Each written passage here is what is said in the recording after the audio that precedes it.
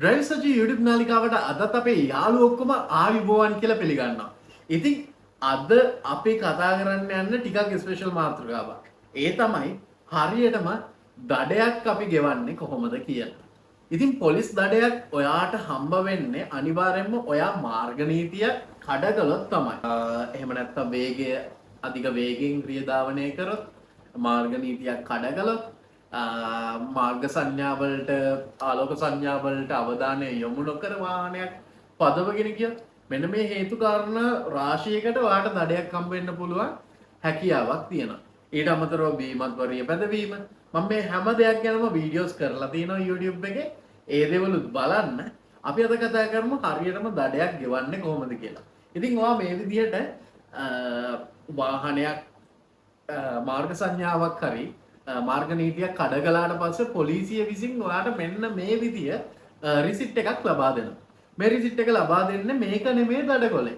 ගොඩක් අය වැරදියට වටහාගෙන තියෙනවා මේක තමයි දඩකොලේ කියලා. හැබැයි මේක නෙමෙයි දඩකොලේ. මේක ඔයාට දඩකොලයක් වෙනුවට දෙන. එහෙම නැත්නම් ඔයාගේ රියදුරු බලපත්‍රය වෙනුවට දෙන පුංචි රිසිට් එකක් විතරයි.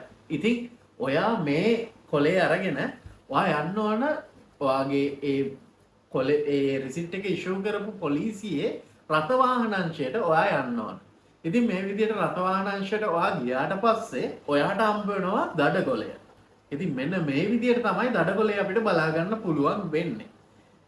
ඉතින් මෙන්න මෙතනින් දඩකොලේ අරගෙන ඒ දඩ මුදල ඔයාට පෝස්ට් ඔෆිස් එකකට ගිහිල්ලා පේ කරලා ආපහු පෝස්ට් ඔෆිස් එකකින් දෙන රිසිට් එක අරගෙන ඇවිල්ලා රථවාහන අංශයට දීලා තමයි ඔයාගේ රියදුරු බලපත්‍රය රිලීස් කරගන්න පුළුවන් හැකියාවක් තියෙන්නේ.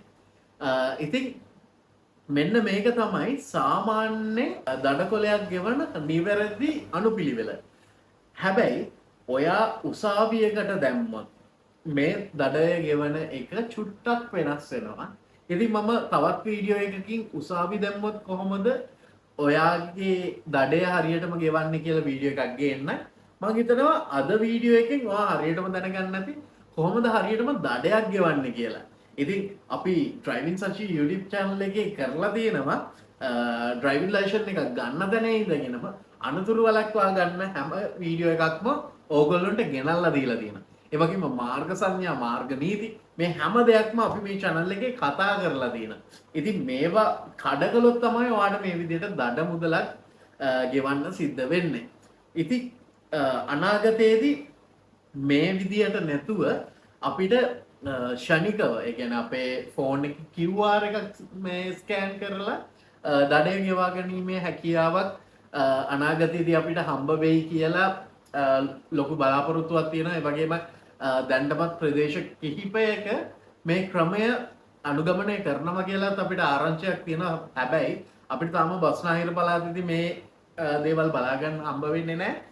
එහෙම දඩකොලේ ගෙවන ක්‍රමය අලුත් වුණොත් අනිවාර්යෙන්ම ඕගොල්ලොන්ට ඉක්මනටම වීඩියෝ එකක් ගේන්න කොහොමද අලුත් විදියට දඩයක් ගෙවන්නේ කියලා. ඉතින් මම හිතනවා අද වීඩියෝ එක ඕගොල්ලොන්ට වගේම ඕගොල්ලොන්ගේ යාළුවන්ටත් ගොඩක් වැදගත් වෙයි.